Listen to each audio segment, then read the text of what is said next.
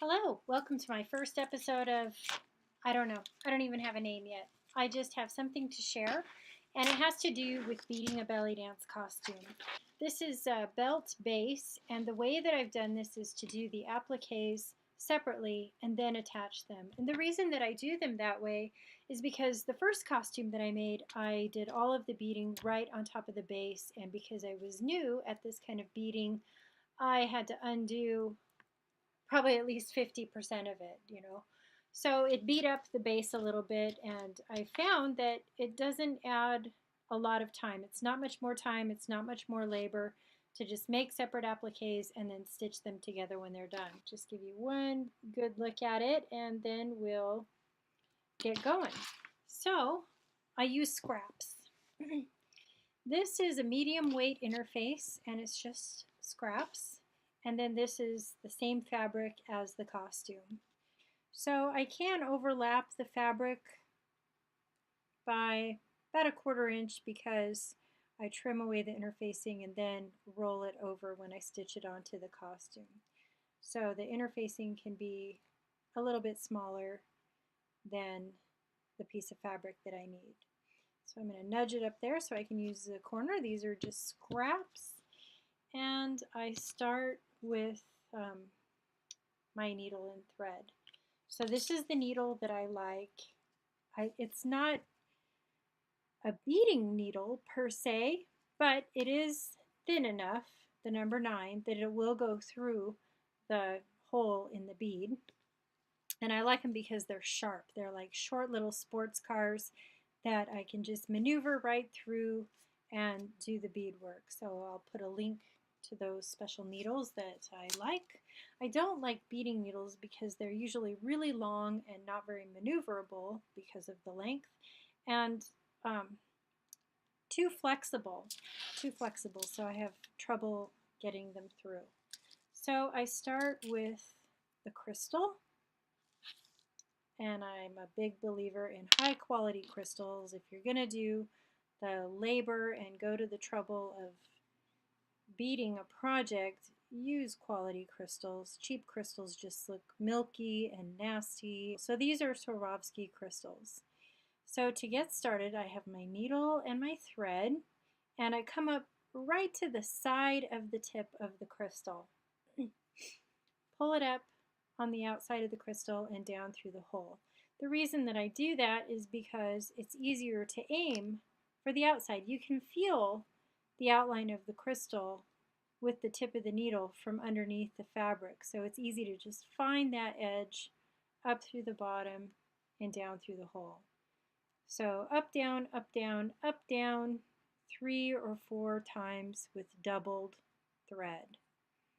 Okay, so there I've done 3 loops with doubled thread, and now the top tip of the crystal is secured to the layer of fabric and interfacing.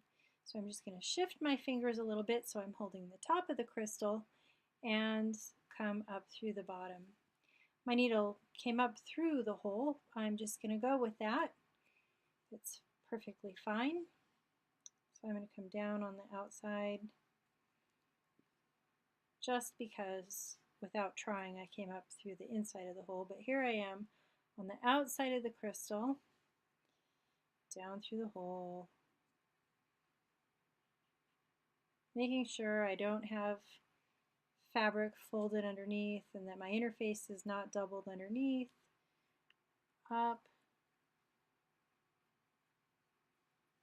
and then down through the hole.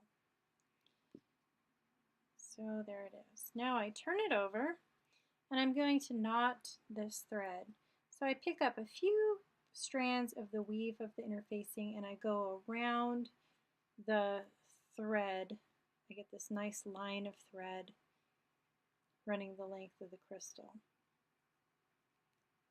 Okay, so I've just made that tiny little stitch, and I have this loop of the 2 threads because it's a doubled thread, and then I just pull it through there.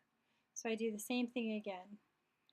Pick up just a couple strands of the interfacing weave and go around this line of thread. And there's my loop, and I come around through the back side, give it a nice tug, and it's a nice strong knot.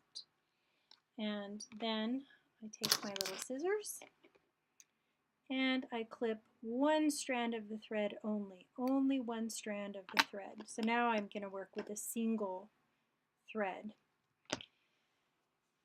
This is a good time to just tell you about the thread that I use. This is upholstery thread. I'll put a link to that. I'm really happy with this thread. It's nice and strong. It's not going to get beat up by the beads, even if it's on a wiggling strand like a piece of fringe or a great loop. I also like tapestry thread, or button and craft thread is also a good one, but this is strong, yet it'll still fit through the center of the bead. That can be, not every thread, not every material is going to be bead friendly, especially if you're working with seed beads. So to start the beading, come up through the base, right on the outside of the crystal, right at the base of the bottom. And then here I have a little tray of seed beads. Sometimes I work with them just on a pile on my counter. This time they're in just a plastic food lid, and that contains things nicely. So I put 3 seed beads onto my thread, and then I take my strand of sequin trim and I lay it on the bottom. And this part it can be a little bit tricky because the sequins want to slide off of the little ropey thread that keeps it in a woven line of trim. So I try to be pretty careful as I do this part. But I'm going to go down through the top hole of the sequin. See, it's trying to wiggle off there. Now note that I don't have the sequin snugged up next to the bead. There's a little bit of space so that the seed beads get a chance to lie flat. I want them to lie nice and flat. It's not good when your beads loop up over in an arc like that. You want them nice and flat, and then they're less likely to snag and the costume will wear better. So I bring my needle up right in that little crotch between the seed beads and the crystal, nice and close to that first bead of the 3 beads. And I'm going to pick up 3 beads again. Okay, 1, 2, 3. The seed beads do vary in size, so if they're really small, I'll go ahead and pick up 4. I nudge that sequin a little bit to the outside because I want space. These Swarovski crystals, they're more expensive, and so I want these seed beads to catch more light and give a nice big frame around that feature crystal, and it economizes my project slightly because I didn't splurge and spend money for big crystals. So I'm trying to maximize the lower cost of the small crystals. So now I'm going to put this on in a nice wide base and then taper it up to the top. So I'll have more seed beads at the bottom, which will be great. They'll make this little crystal look bigger, just giving it a big frame. So to fill in that space, I'm going to use 4 seed beads. 1, 2, 3, 4. Picking up 4 seed beads. And that will fill up space to give a nice wide pear-shaped base. I want a nice fat bottom on this applique. Okay, coming up again, right in the crotch, right next to that first bead. I want to keep it nice and snug. Not right next to not too close to the crystal, because then it kind of pops up and doesn't lie as flat and neat looking. 1, 2, 3, 4. Going with 4 beads. Okay, and I'm going to start tapering in that bottom with the sequin trim. If you can see, just starting to pull it in a little bit toward the top. Okay, enough space that the seed beads will lie nice and flat.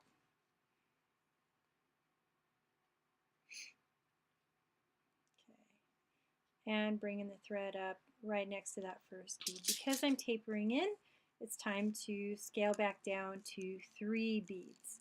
If I'd picked up really tiny beads, because the seed beads do vary in size, I would pick up 4 instead of 3.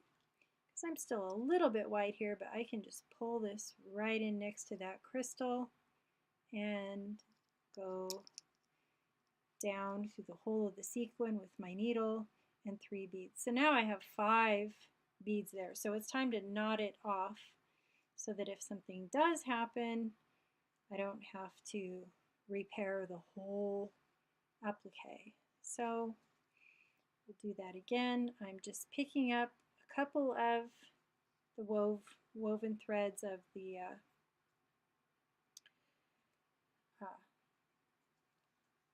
losing my words here.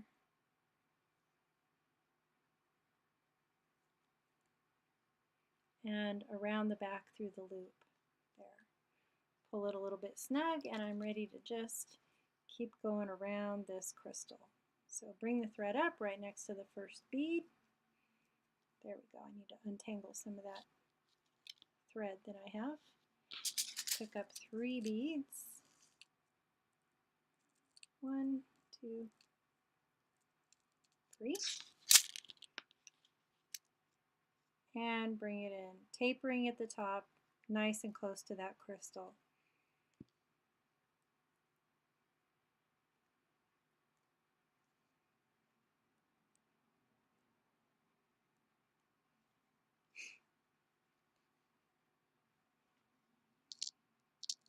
Okay, 3 beads again.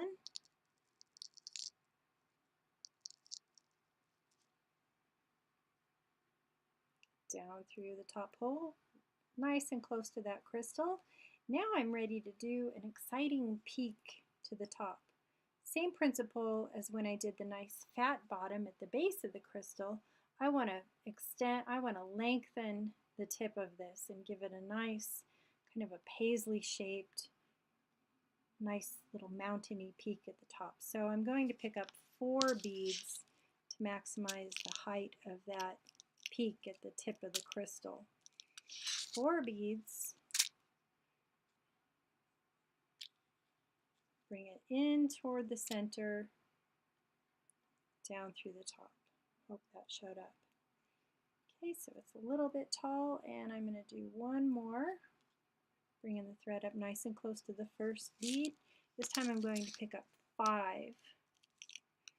1, 2, 3, 4, 5 seed beads on my needle. Goes into the next crystal, right in the center, right up tall by the center. Give it a little stretch there. 5 beads will fit in there just fine. It's lying nice and flat, and I'm going to knot it off again.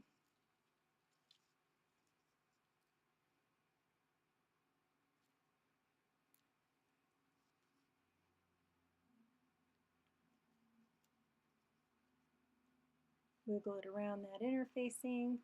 One more knot there.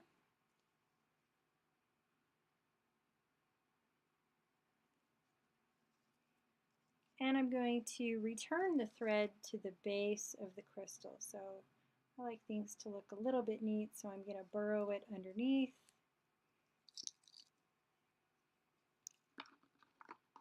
I can clip these threads beyond the knot. Okay, so now looking at the front of the crystal, the front of the applique, I'm going to bring my needle up right at the base, right next to where I started. I like to go from top to bottom because I have a little more control over the shape that the sequins will have that way. I find it a little easier to keep symmetry doing it that way. I'm going to pick up 3 beads because I'm back at the base. And I want this to lay the same way. A nice peak at the top and round it out to be nice and fat at the bottom. So I'm going to put this sequin, just hold it with my thumb, if you can see my placement of that, there's a little bit of space between the base of the crystal and the sequin that I'm aiming for here.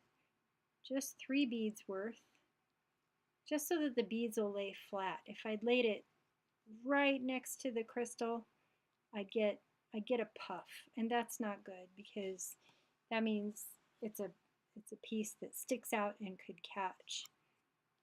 But because I left a little bit of space, those 3 beads are lying nice and flat. I'm coming up right next to that first bead, and I could pick up 3 or 4 crystals there because I'm starting to spread out the base of the applique. There we go. I'm going to go for 3 because those are kind of big beads. Just right next to that first sequin.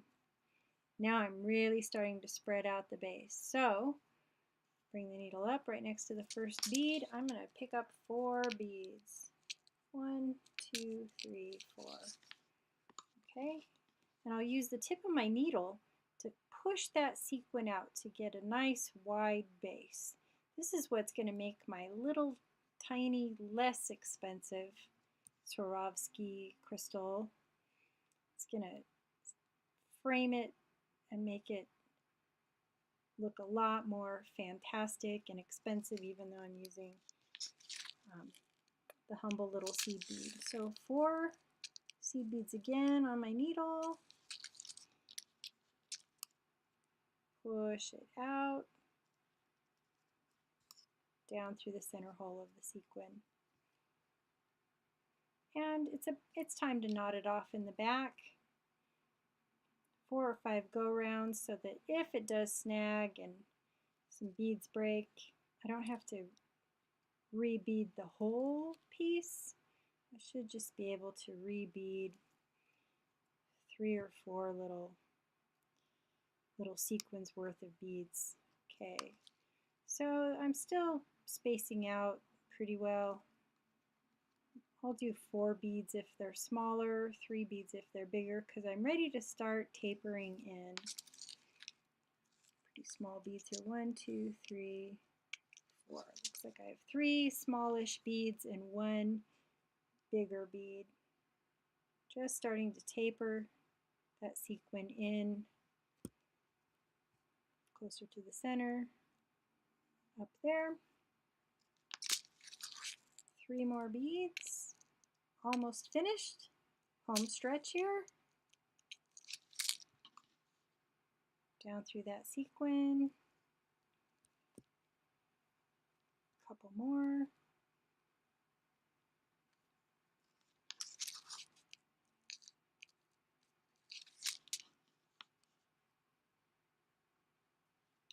Three beads right next to the crystal.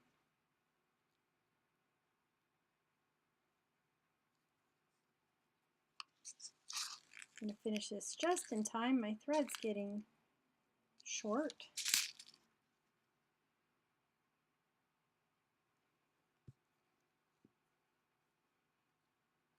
And this last one, because I'm stretching up to the peak, I'm going to use 4 beads to finish it. 1, 2, 3, 4.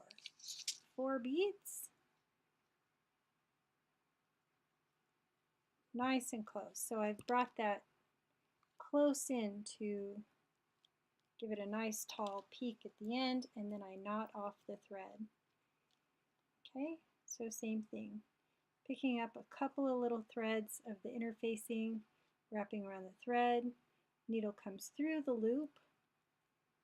One more time.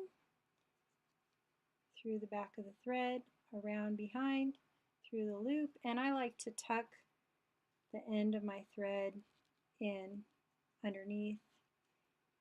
There we go, and I can just pull it right off, give it a clip. Now I'm ready to trim it up.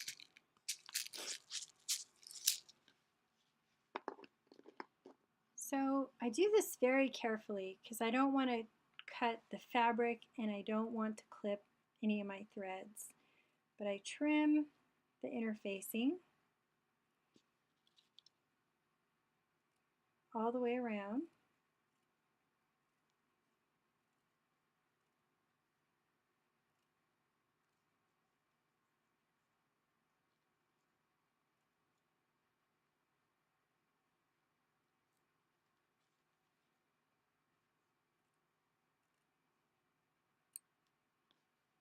Okay, so I've done that very carefully.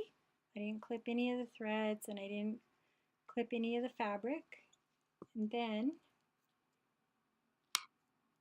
I cut the thread that chains the sequins together, just slipping the scissors right in between. Clip that. That's one I need to be careful of. I have clipped the thread of the beads and had to redo a few beads. I'm just trimming about a 1/4 inch border around here. It doesn't need to be very much, because when I stitch the applique onto the costume base, it's pretty easy for fingers to just turn the fabric under as you stitch it on.